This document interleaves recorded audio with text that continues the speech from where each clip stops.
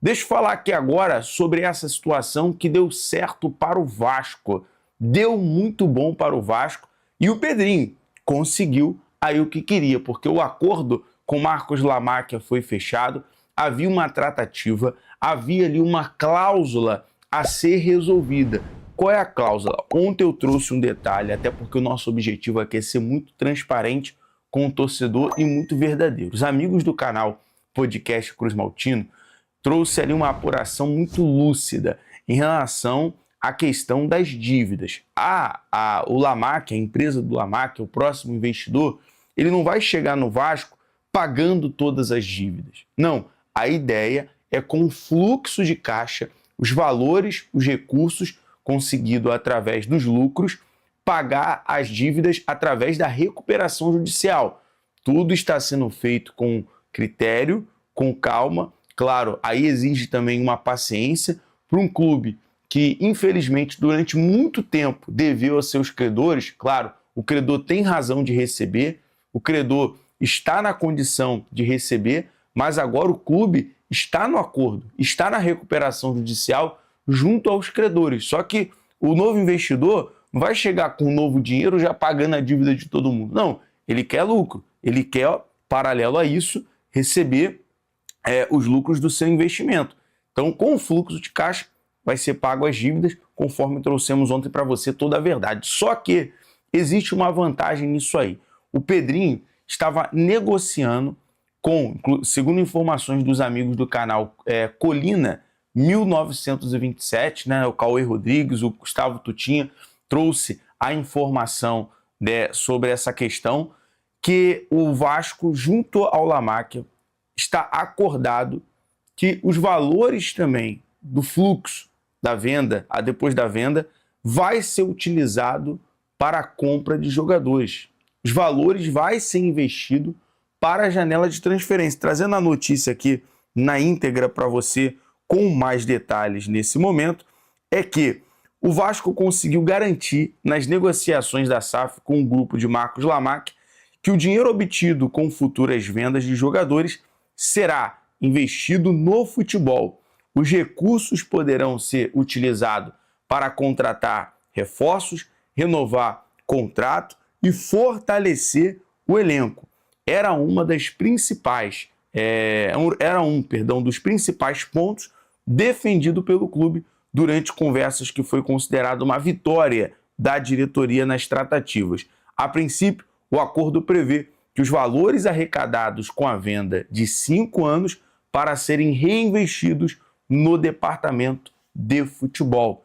Então, o valor arrecadado, o valor em lucro, vai ser investido no futebol, vai ser investido na compra de jogadores, na compra de ativos, e não apenas por interesse da empresa. Vai ser reinvestido no Vasco. Foi o acordo, a tratativa aí conseguida pelo presidente Pedrinho, sobretudo pelo Vasco. Só faltava basicamente essas tratativas. Claro que existe a questão burocrática, a questão da aprovação do conselho, assinatura do memorando de entendimento. O jogador que tenha mais potencial de revenda seja o Andrés Gomes. Se o Andrés Gomes for vendido por 100 milhões de reais, o que o Vasco quer?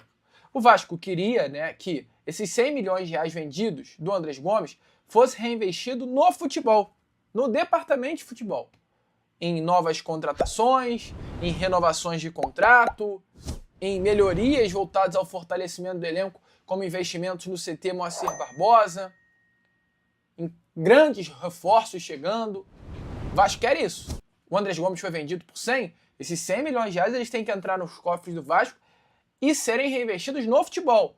Trazer outros nomes, contratar jogadores melhores, aumentar a folha salarial. O Marcos Lamáquia, porém, não queria isso. Ele queria que o dinheiro que fosse vendido dos jogadores, eles fossem reinvestidos em outro lugar, ou que fosse guardado para pagamento de dívidas. E isso era um tema que vinha sendo conflitado. Era tema que não vinha sendo achado um denominador comum. Mas o presidente Pedrinho manteve a postura, não se deixou ser convencido por Marcos Lamáquia, e esse tema, que era tratado como prioridade pelo Vasco nas conversas para a assinatura do memorando de entendimento, representou ontem uma grande vitória na mesa de negociação.